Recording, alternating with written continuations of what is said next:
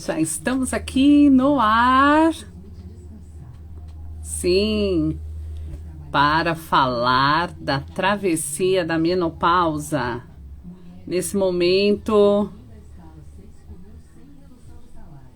compartilhe com seus amigos, com as suas amigas que estão aí online nesse momento, acompanhando a travessia da menopausa. Mulheres, homens, pessoas que têm útero, convido vocês a participar da live que eu estou fazendo, da série de lives que eu estou fazendo para falar sobre a menopausa. E se aí a gente pensar na menopausa, pensa falar como eu falei nas lives anteriores, né? Pensando, oi, para quem está chegando aqui, boa noite. Sou Gislaine, psicóloga, especialista em saúde da mulher com 35 anos mais, da mulher e das pessoas que têm útero. Então, como eu vinha comentando nas lives anteriores, eu falei daquele grande guarda-chuva, que é o climatério. E aí dentro do climatério, na primeira live que eu fiz, junto com a jornalista Rúbia, nós falamos do pré-climatério, que é o momento que chega os sintomas, mas ainda não está muito esclarecido, porque é tudo muito sutil, muito... Opa, chegando mais gente. Acho que é meu irmão que tá aqui, ó. Que bom. Manda um aviãozinho para os amiguinhos, manda um aviãozinho para as amiguinhas, convidando para participar dessa live. Como eu falei em todas as lives, e qual foi a ideia de fazer essa live? Justamente para ter um espaço de acolhimento, né? É um espaço de acolhimento onde a gente pode dialogar sobre essa travessia da menopausa, que não é só a questão hormonal, que tem a ver com o cérebro também.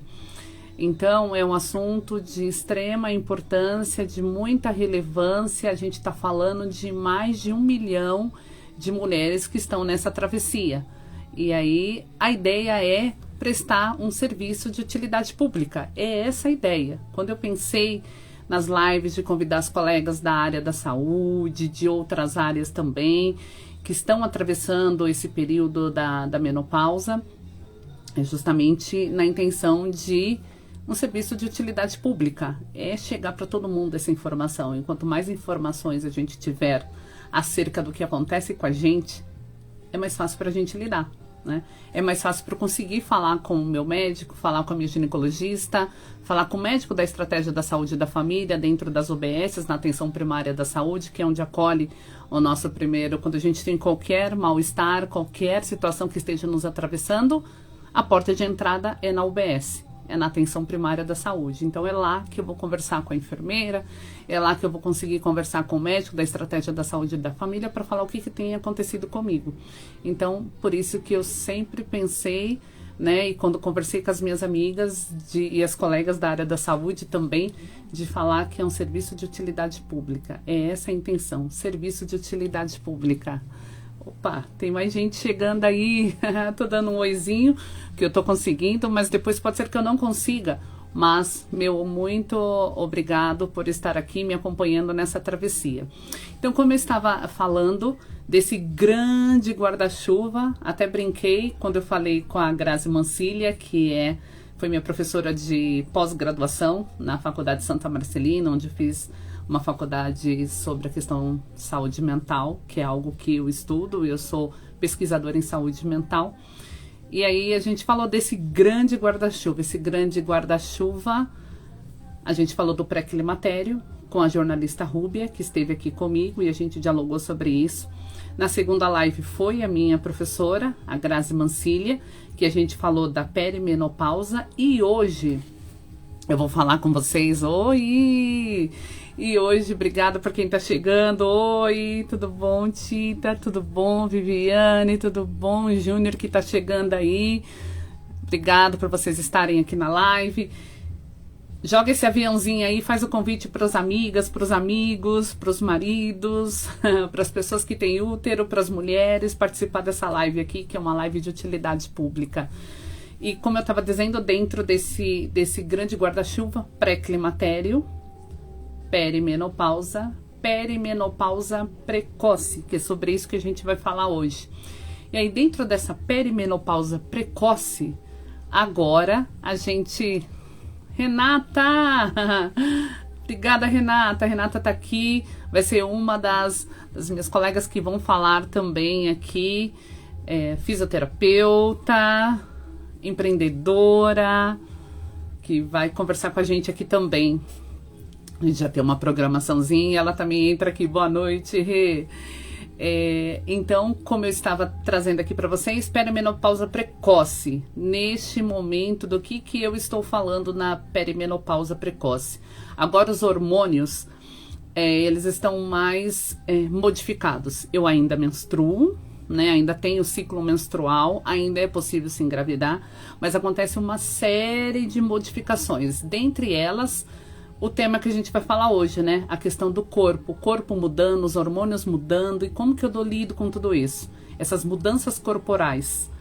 O metabolismo tá diferente, uma redistribuição de gordura e que se localiza nessa parte, né, do abdômen aqui na frente, nessa barriguinha. As oscilações de humor, que agora são mais intensas. A questão do distúrbio de sono, realmente é 3 horas da manhã, 2 horas da manhã, tá acordada, não tem mais essa fluidez no sono. Tem a questão da fadiga, de um cansaço, ou seja, uma série de modificações que estão acontecendo comigo, né? Tem uma série de modificações acontecendo na minha imagem, no meu cérebro, no meu corpo. E o que é isso que está acontecendo? Vou no médico, o médico diz: não é nada, tá tudo certo seus exames. Como assim, doutor? Olha o meu corpo como tá. E aí fiquei pensando sobre isso, né? Como que fica a minha subjetividade? Como que eu fico, né? Quando o meu corpo começa a mudar e eu já não me conheço mais e eu já não consigo fazer as mesmas coisas que fazia antes. Eu não consigo fazer as mesmas coisas que fazia antes. Tudo tá mudando. Aquele pique que eu tinha, aquela disposição que eu tinha, aquele sono que eu tinha, né? Alguns hábitos que eu tinha, eu já não consigo mais. E não tô dando conta mais disso, né? E aí é importante a gente dizer que eu vou usar sempre o termo menopausa, mas o que eu tô querendo dizer em todo o tempo é o climatério, né? Dentro do climatério, essas subdivisões que eu já falei para vocês, o pré-climatério, a perimenopausa precoce, que é o que a gente tá falando hoje. Então, dentro dentro da perimenopausa, muitas transformações. Hormônios, né? Que a gente poderia dizer, eu não sou tão... A gente não depende tanto do hormônio. A gente depende de um hormônio que é responsável por uma série de coisas, que é o estrogênio. Mas é um tema que a gente vai falar um pouco mais à frente. Hoje eu vou me ater a falar um pouco mais do que a relação que a gente vai tendo com o nosso corpo, com a comida como que eu me alimentava, como que eu tô me sentindo agora. Então, o hormônio mudando, minha alimentação mudou e a minha relação com a comida já não é mais a mesma, eu já não consigo me enxergar nisso tudo, um tumulto de coisas que estão acontecendo comigo. E é importante dizer, como eu falei, a perimenopausa, os hormônios, eles estão oscilando. Então, eu ainda tenho hormônios, mas ele entra nessa oscilação. O meu ciclo menstrual, eu continuo tendo, eu não parei, né? O meu ciclo não foi interrompido, mas ele começa a oscilar, ele começa a reduzir, a ampliar, ao fluxo aumentar, né? Fica uma instabilidade. Aí a questão emocional, como eu trouxe para vocês, a irritabilidade, né? A fadiga, um cansaço, essa oscilação de humor. Ora eu tô rindo, ora eu tô chorando, ora eu tô dançando, ora eu tô muito abatida, apática, sentada, deitada. Então, essas mudanças constantes, assim, que vai acontecendo, que eu vou me perdendo nisso tudo, né? E esse corpo que eu já não reconheço mais, né? O que habita? Que corpo é esse que tá me habitando? Que antes eu tinha, de algum modo, né? Vou trazer aqui de algum modo um controle e que agora não há mais esse controle. Não tem controle, porque o que eu tô sentindo é uma mudança hormonal que vai afetar emocionalmente e que meu cérebro vai mudar. Então é muita coisa acontecendo ao mesmo tempo. Tem mais gente chegando. Oi, Rafael, obrigado por estar aqui. Compartilhe aí com as amigas, com os amigos. E aí, falando de tudo isso, o que eu tenho ouvido, né? O que eu ouço muito, né? Quando eu tive a iniciativa de buscar mais informações acerca desse processo da menopausa, dessa transição, justamente porque é um lugar silencioso. Ninguém fala a respeito. É um lugar silencioso. Ninguém comenta a respeito. Há um silenciamento nesse período da travessia das mulheres. Há uma invisibilidade. E aí é tão curioso porque a gente tem 1 milhão de mulheres que está no período que está nessa travessia da menopausa. Então é muito curioso que estão todas silenciadas, ninguém fala a respeito. E quando fala, a gente não fala realmente das questões que nos atravessam, né? Ah, é o fogacho, é o esquecimento, mas é muito mais, né?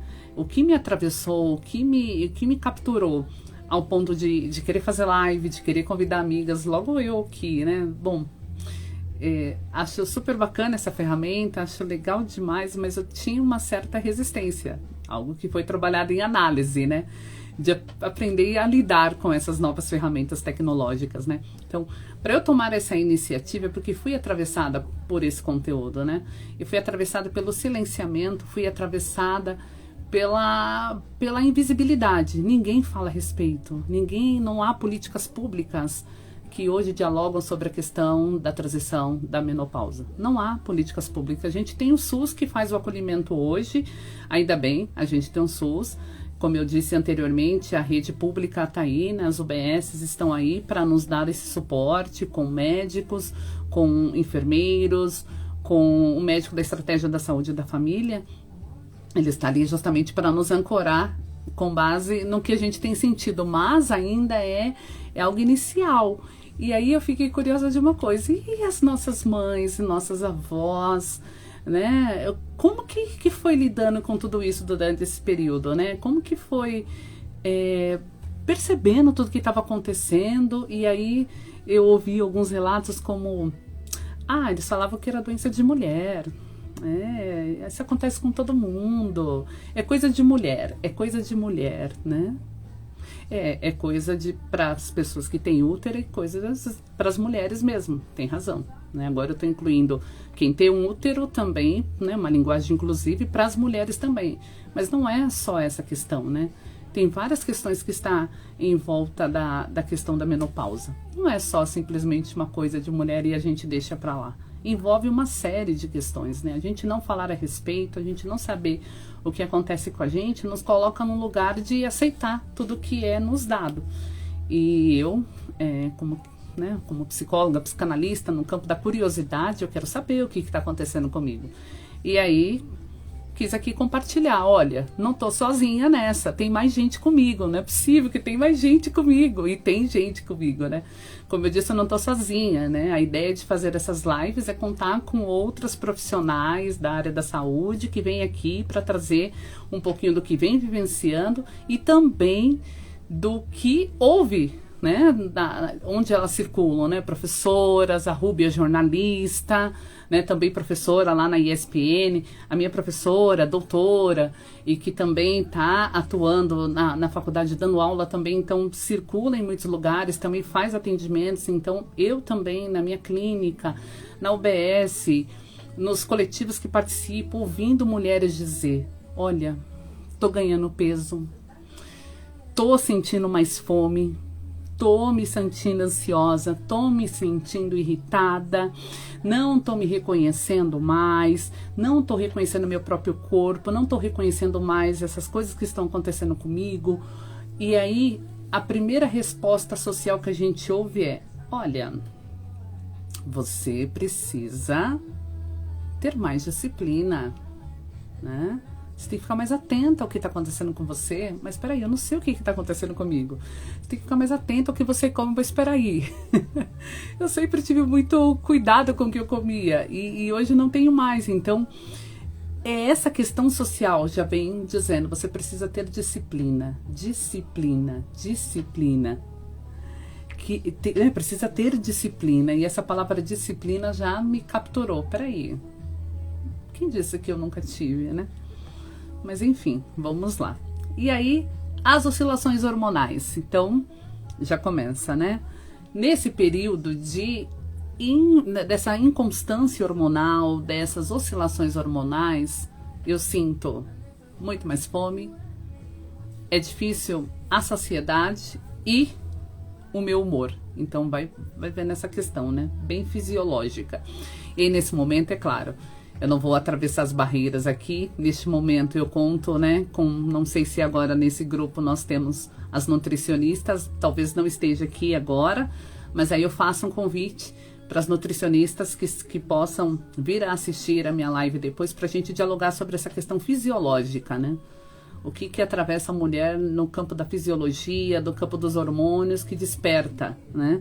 Curioso que desperta a vontade de comer alguns alimentos que não é um brócolis, uma alface, né? Uma proteína, um cereal. São outros tipos de alimentos que nós somos seduzidos nesse período da menopausa. Então, nessa reorganização fisiológica, e aí de novo, esse aí é um assunto para as nutricionistas, e eu não vou me ater a isso, eu não vou atravessar barreiras, e aí convido as nutricionistas que possam vir a assistir a minha live e a gente dialogar sobre essa questão fisiológica, esse desejo por esses alimentos, né? Quais são os alimentos que eu sou mais capturada nesse momento?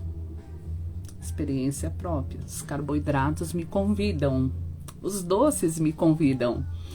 Então, acho que é um ponto para a gente conversar um pouco mais sobre isso. Mas não se trata só.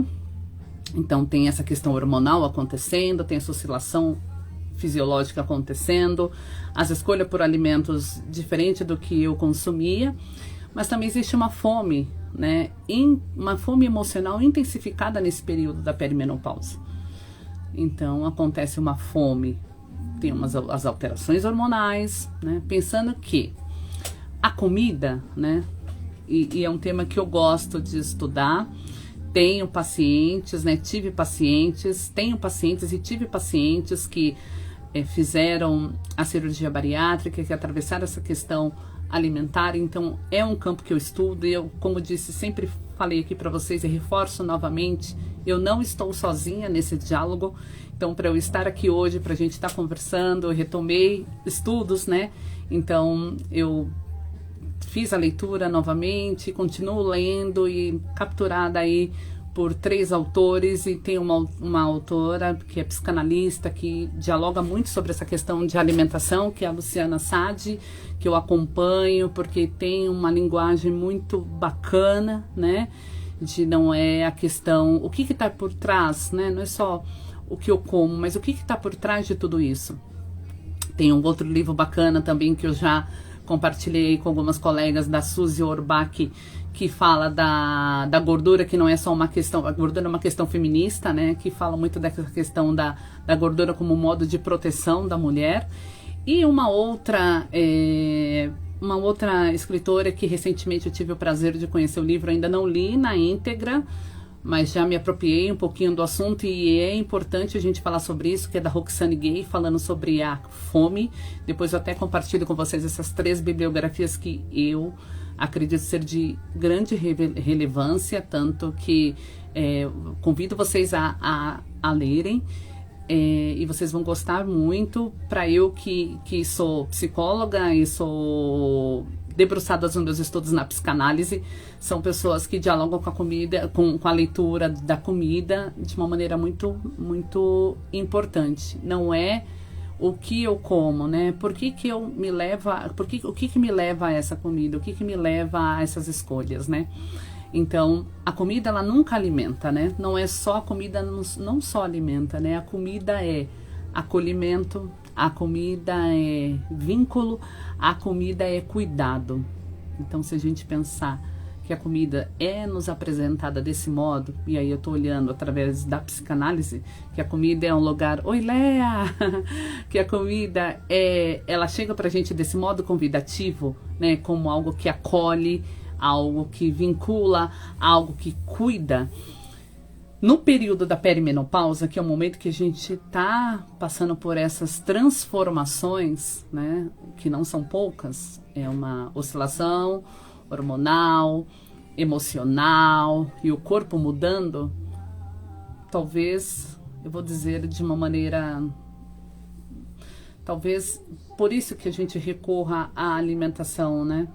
Porque eu tenho uma alteração hormonal, eu tenho uma ansiedade, eu tenho uma insônia, eu tenho lutos e transição da meia idade, né? Lidar com o luto também. Eu não sou mais aquela garota de 25 anos. Eu não sou mais aquela mulher de 30 anos. Eu não sou mais aquela pessoa que consigo lidar com tudo. Também é um luto, né? Fazer um luto de tudo isso.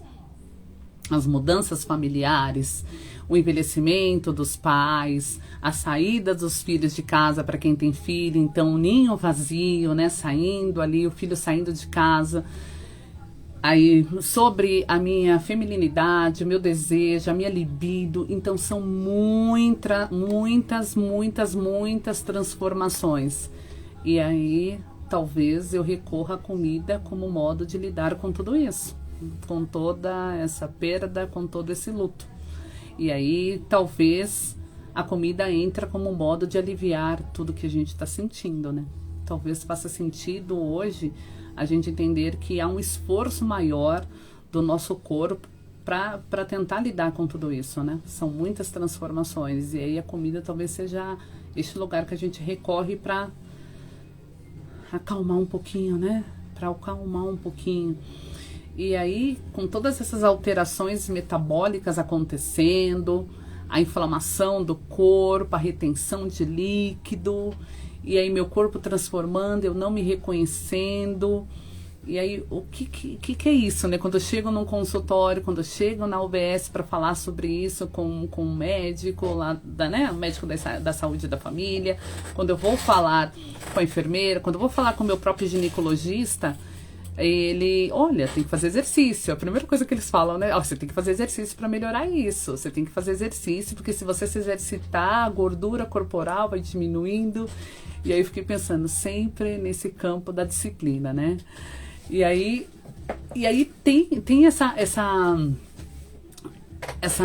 questão, né? Ok, vou fazer o exercício, mas ainda eu continuo sentindo esse desconforto, eu ainda continuo, né, sentindo o meu corpo mudar, eu tô sentindo ainda algo mexendo aqui comigo, eu tô fazendo os exercícios, claro que vai, né, que é uma das possibilidades, né, a gente vai falar mais pra frente da reposição hormonal, da prática de exercícios, alguns medicamentos que acabam entrando aí no dia a dia, que vai atenuando os sintomas, você não deixa de sentir, e que vai te dando uma maior qualidade de vida. Mas até então, né, ninguém tá falando de algo promissor que você tá sentindo 100% e depois você começa a entrar com toda essa medicação e que vai mudar, né, 100%. Né, gradativamente. E aí, o que eu tô querendo dizer com tudo isso, né, que o que a gente busca hoje, né, como quem está no período da perimenopausa, quem está sentindo toda essa mudança dos hormônios, que talvez a escolha pela comida é o lugar que eu consiga... Oi, Lu, boa noite! É o lugar, obrigada por estar aqui. É o lugar que eu consigo me proteger de todas essas mudanças que estão acontecendo, né? De todas essas alterações que estão acontecendo. São listados dos sintomas, 131 sintomas.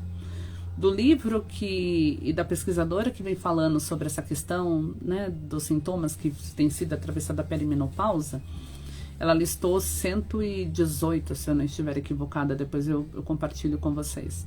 118 sintomas. Sintomas, então todos os dias você sentir uma coisa diferente. A irritabilidade, o cansaço, a fadiga, o fogacho, a insônia. Isso é o que a gente vai mais conhecendo, né? Mas a queda de cabelo, a utilização de óculos, por exemplo, as vistas, né, acabam pedindo um pouquinho, né, de atenção, a queda de cabelo, a pele, a unha, urticária pelo corpo, as comidas que você consumia normalmente, hoje você come e seu corpo reage. Outras coisas, dores nas articulações, o peso que a gente vem falando aqui, a gordura que vai se localizando bem na região do abdômen. Então, vai percebendo, gente, não são só sintomas físicos que a gente vai sentindo, sintomas hormonais, e o que mais me chamou a atenção que é o que acontece aqui, né, no nosso cérebro. O que acontece aqui no nosso cérebro, esses fogachos, por exemplo, quando você vai tendo esses picos de calor, né, intensos, é como se ele fizesse uma faísquinha no seu cérebro. E isso, com o passar do tempo, você tem uma grande propensão a desenvolver algumas doenças de transtorno mental. Então, pensa que não é uma coisa simples, né? Não é simplesmente, é um fogacho, é um calorzinho que eu tô sentindo. Não é só isso, né? Então, por isso que, de novo, né? Quando no começo da live eu falei que eu quis estudar justamente para a ideia de ter um espaço de acolhimento, a ideia de trazer isso aqui como um serviço de utilidade pública. Quanto mais eu sei sobre o que está acontecendo comigo, eu tenho uma possibilidade de me reconhecer melhor e lidar melhor com tudo que está acontecendo, né? E não entrar nesse lugar de cobrança, né? E de uma estética perfeita, de um corpo perfeito, né? Eu preciso ter um corpo. Tem muita coisa acontecendo e essa questão do corpo que vai se apresentar é só uma das questões, né? E que não é simplesmente mudar como esse corpo se mostra, né? Internamente, você não vai conseguir fazer essa mudança também de uma hora para outra, né? É a gente começar a se reconhecer dentro do que a gente é. Eu não sou mais aquela mulher de 25 anos, eu não sou mais aquela mulher que dá conta de tudo. E começar a gente a olhar para essa impotência, né? Para fazer esse luto e lidar com a impotência. E como que a gente vai lidando com tudo isso?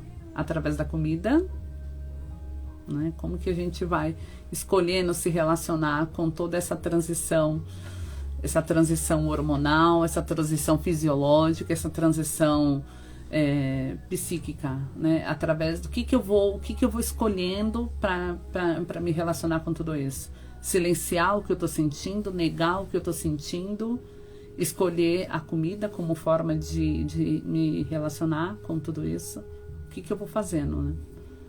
Então, essa é a ideia, a gente falar aqui, aproveitar. Alguém tem perguntas, quer fazer alguma perguntinha aqui? Oi, Douglas, obrigado por estar aqui. Obrigado para todos que estão aqui. Quiser fazer alguma pergunta...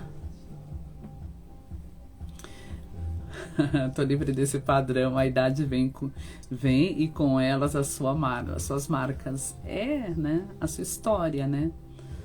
Como que essa história foi constituída, como que esse corpo chega, e se chega, como que se lida com isso, né? A gente tem uma pressão, né? Tem uma pressão social do corpo feminino, da mulher ser ter um corpo feminino, ter um corpo atraente, um corpo... Oi, Sil! Ai, Silvana, assistente social, vai estar aqui com a gente também, falando dessa questão da menopausa. Obrigado, Sil, por estar aqui. A gente tem essa pressão da indústria, realmente, né, do neoliberalismo, dessa pressão de ter um corpo, dessa pressão de estar atenta o tempo inteiro, de estar produzindo o tempo inteiro, né? E que lugar que a gente vai se colocando diante de tudo isso, né? É como, talvez, foi uma das questões que foi levantadas, né? Foi levantada. Será que o fato de eu... É uma das perguntas, né? Eu acho que entra até como um projeto de pesquisa aí. Beijo, Gi, beijo, Sil. Como... O silenciamento, né? O silenciamento, a invisibilidade das mulheres nessa transição, né?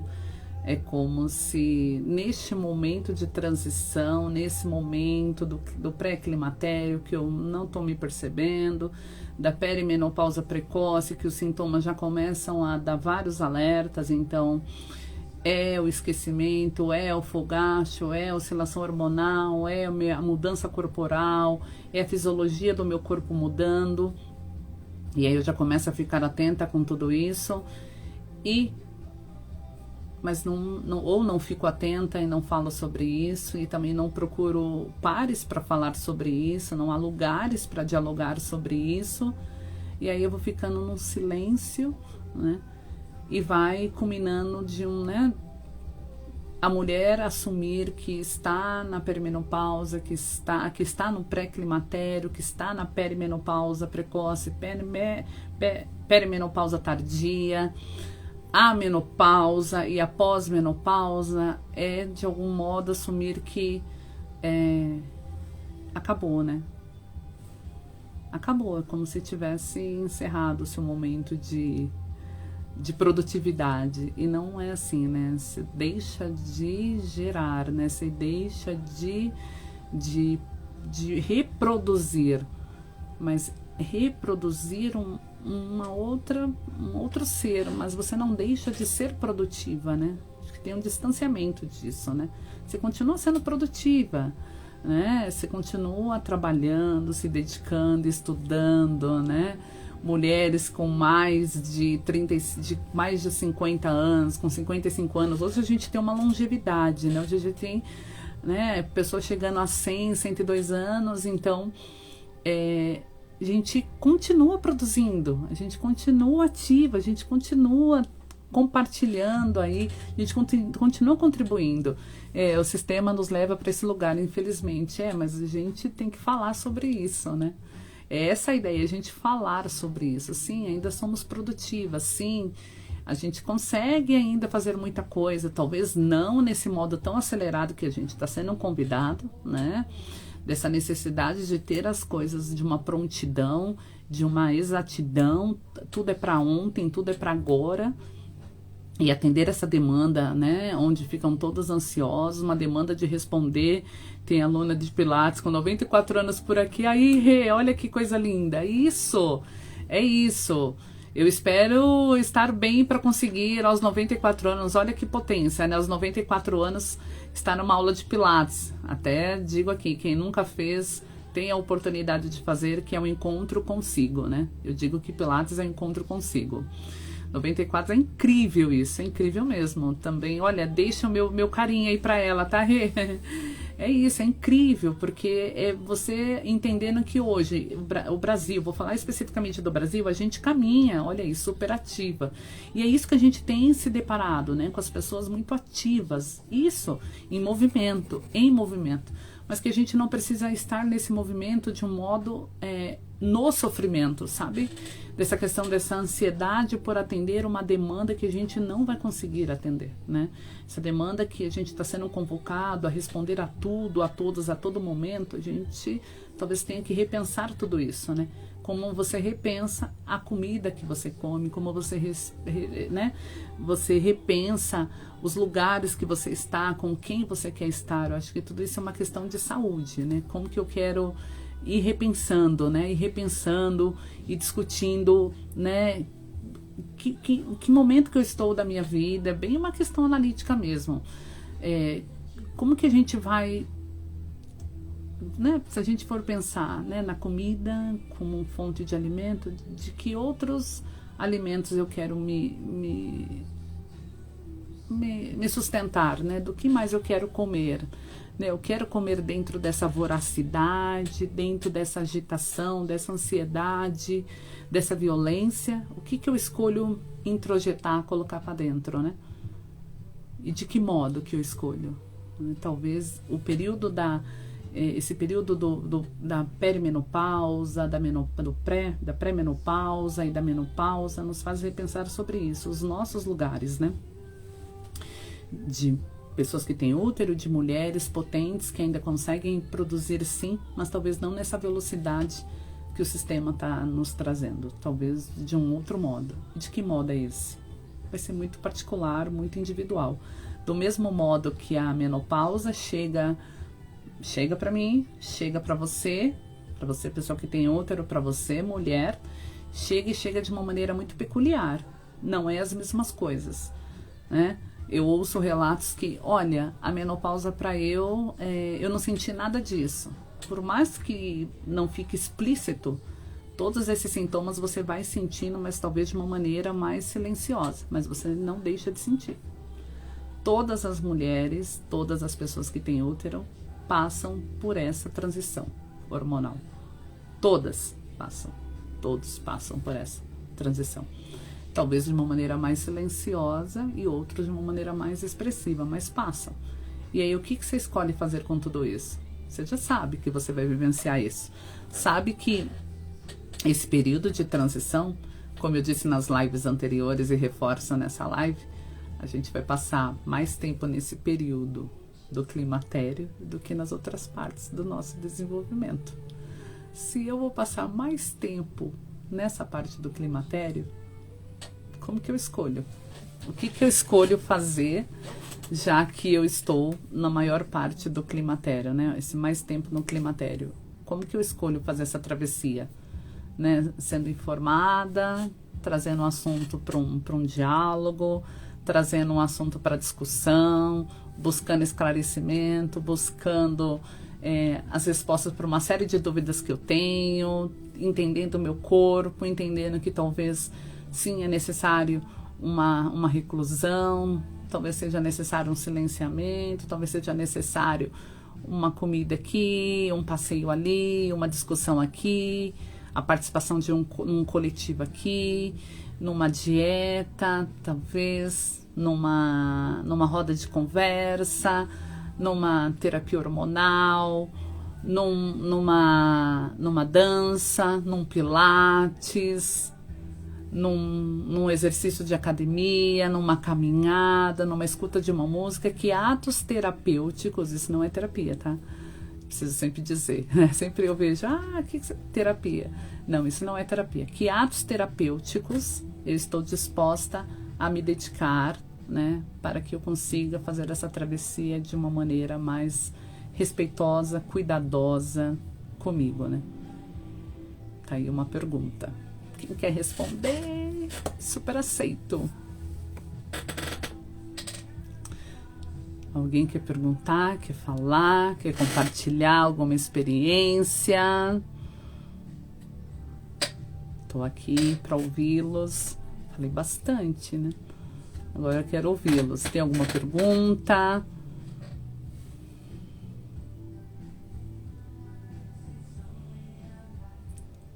Não? Então vamos lá.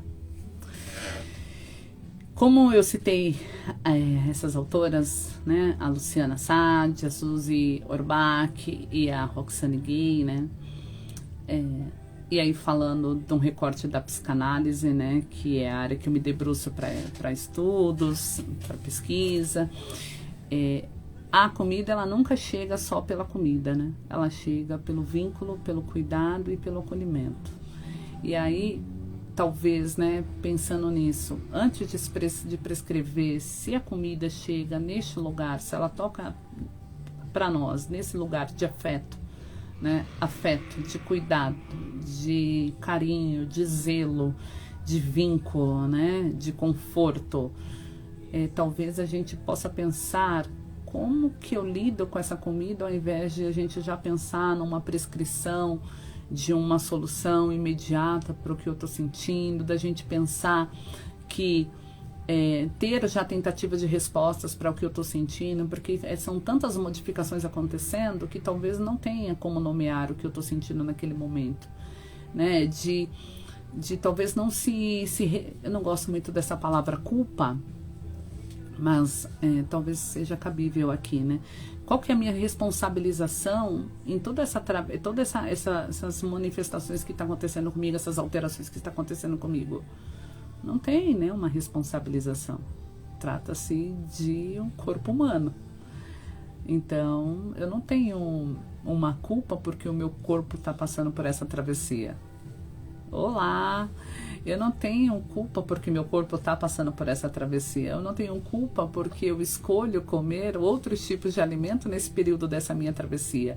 Eu não tenho culpa porque eu choro agora, dou risada depois.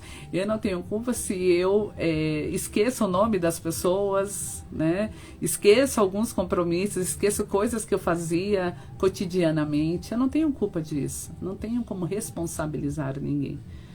É algo que está acontecendo fisiologicamente, psiquicamente, emocionalmente comigo. Então, talvez responsabilizar a si por conta de tudo isso, talvez não seja o caminho. Talvez o caminho seja você se perceber, né? Se encontrar consigo, né? E aí pensar o que eu estou ouvindo, né? Quais os sinais que meu corpo está dando? Quais que os sinais, né? Como que eu estou me percebendo aqui? Como que eu me vejo aqui? Eu estava de um jeito ontem, estou de outro jeito hoje. Como que eu vou lidando com tudo isso? Que atos terapêuticos eu posso buscar para lidar com tudo isso, né? Além da busca de médicos, de especialistas, né? Que possam lidar melhor com tudo isso, mas que outros atos terapêuticos eu consigo fazer para lidar com tudo isso, né? Academia, como eu disse, ginástica, pilates, a dança, roda de conversa, música, a arte, né? O pintar, o bordar, o tecer, o cortar, né?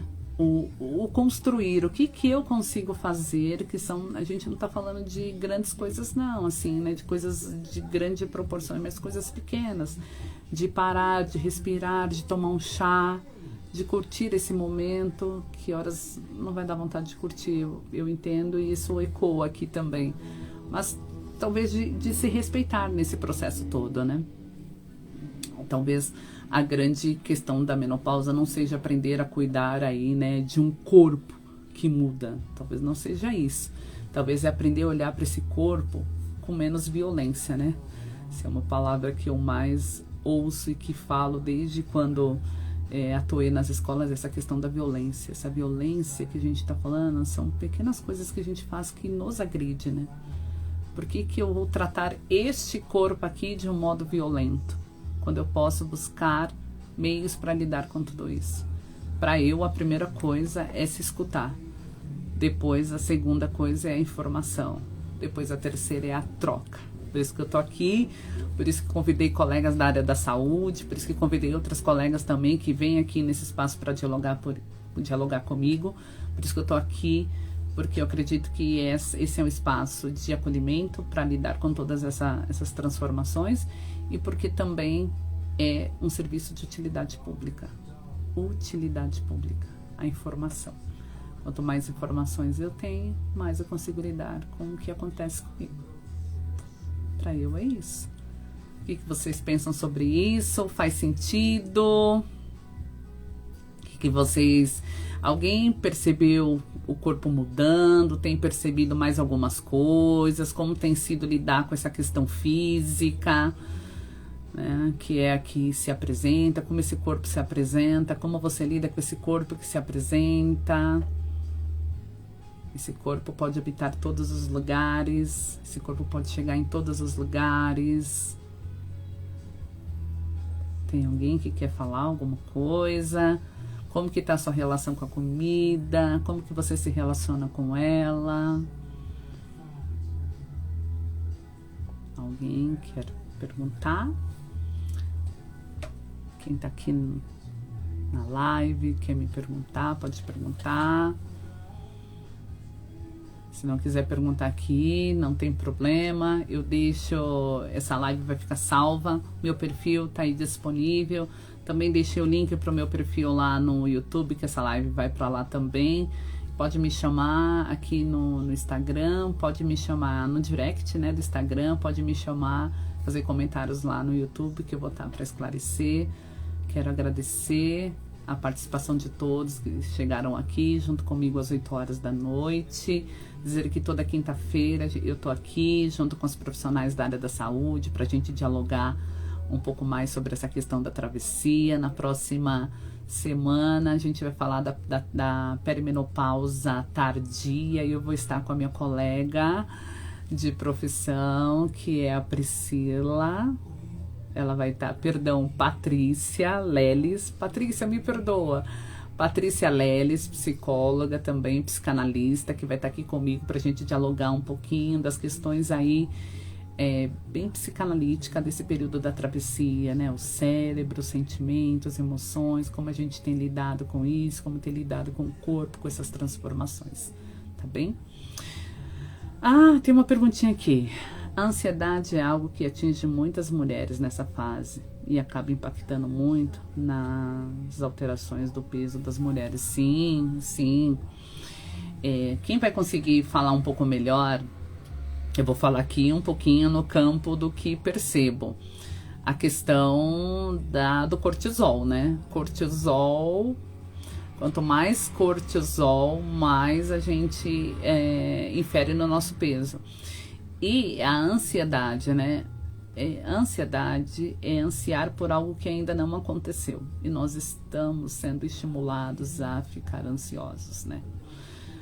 A gente tem uma sociedade que caminha muito para o imediatismo. Ninguém mais quer pensar. Ninguém quer parar para pensar, para refletir. A gente quer a resposta imediata. A gente quer já ter a resposta do que não aconteceu amanhã, hoje. Né? Então eu ansio por isso. O que vai acontecer? Como que vai ser? Como que vai ser? Como é? Né? É ansiar por algo. E eu ansiando e sabendo como vai ser, logo eu tenho como me precaver de qualquer frustração. Né? Então, ansiar, me colocar essa questão de ansiedade, vamos partir do pressuposto que todo mundo tem ansiedade. Eu tenho essa ansiedade, todo mundo que está aqui tem ansiedade. E essa ansiedade nos movimenta. Me captura quando a ansiedade, ao invés de nos movimentar, a gente precisa da ansiedade. Né? Eu falava isso para os alunos o tempo inteiro. Eu sou ansiosa. Eu também sou. Todo mundo é ansioso. Todo mundo tem ansiedade. Né? Eu preciso da ansiedade. Eu preciso da ansiedade para estar aqui, para conversar com vocês. Eu preciso da ansiedade para estudar, como eu estudei no dia de hoje, para falar do tema que eu falei hoje.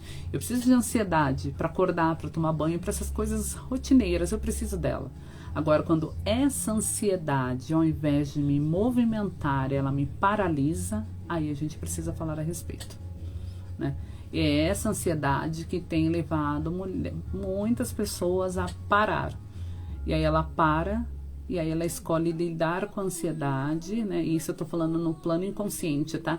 Escolhe lidar através da alimentação, através de, né? Ela vai deslocando essa ansiedade, buscando recursos para lidar com esse desconforto, né? Quando essa ansiedade ela vem pro corpo, então é sudorese, taquicardia. Eu já vi situações de desmaio, já vi situações de falta de ar, já vi situações de ânsia de vômito, de choro excessivo, de tremedeira. E aí, essa ansiedade que quando ela vem pro corpo, porque não tá conseguindo mais elaborar o que tá sentindo, e aí vem pro corpo como modo de te paralisar. Se ela vem pro corpo, ela vai te paralisar, né? Você vai prestar atenção. Opa, tá me dando um acelero aqui. Opa, eu tô chorando sem parar, eu tô tremendo, eu tô suando frio. Tem alguma coisa acontecendo. Quando vem pro corpo, a gente para. Não tem como. Tá aqui, a gente deixa pra lá, deixa pra lá, deixa pra lá, deixa pra lá, deixa pra lá. Depois a gente vê sobre isso. Deixa nessa caixinha aí mesmo. Mas quando vem pro corpo, a gente para. Não tem como, a gente para. E é sobre isso que a gente precisa falar mesmo. de mulheres que nesse momento, ao invés da ansiedade de causar, de propiciar um movimento, ela faz uma paralisação. Aí a gente precisa falar, né? E aí a ansiedade, a gente precisa falar, isso é um processo, né, que entra num espaço de análise, de terapia, né? Se houver a necessidade de um acompanhamento médico, depende do grau que está, mas esse é, e atividades que possam contribuir para que você se sinta melhor diante desse quadro, né? No entanto, esse foi um dos temas que me chamaram a atenção quando eu estava na UBS, a quantidade de mulheres que faziam uso de ansiolítico. Eu tenho ansiedade. Ela já entrava no consultório dizendo, eu tenho ansiedade. Ah, tudo bem, eu também tenho.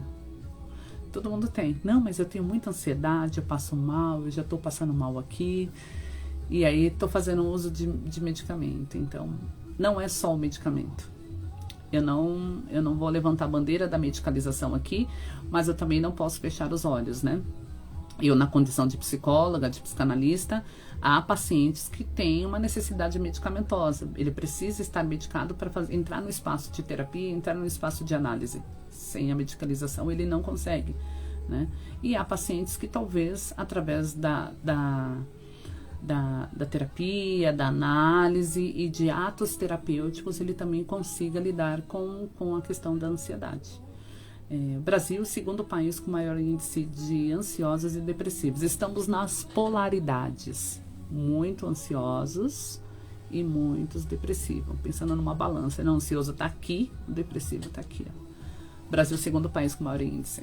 E a gente está caminhando, infelizmente, para manter essa estatística, né? O que me deixa muito triste, né? Então, talvez a gente precise rever esse nosso modo, né? Talvez agora não é dar um passo para frente, talvez é um passo para trás, talvez. Mas é isso, quero agradecer a todos, obrigada pelas perguntas, obrigada, Renata, por trazer o tema ansiedade, que é um dos temas que está muito presente nessa questão da perimenopausa, ansiedade, dizer que a gente não para por aqui, dizer que eu não paro por aqui, próxima quinta eu tô aqui, talvez esse tema vá aparecer novamente, da ansiedade, com certeza, pensando que infelizmente a gente ocupa o segundo lugar, né, segundo a Organização Mundial de Saúde, Brasil, o segundo país com maior índice de ansiosos e depressivos, então talvez esse tema apareça sim com força no nosso próximo encontro, que é quinta-feira que vem, às 8 horas da noite, com a Patrícia Leles, psicóloga e psicanalista, tá bem? Obrigada a todos pela participação. Essa live vai ficar salva aqui, pode compartilhar com os amigos, com os colegas. Vai ser muito bem-vindo, viu? Boa noite, até logo.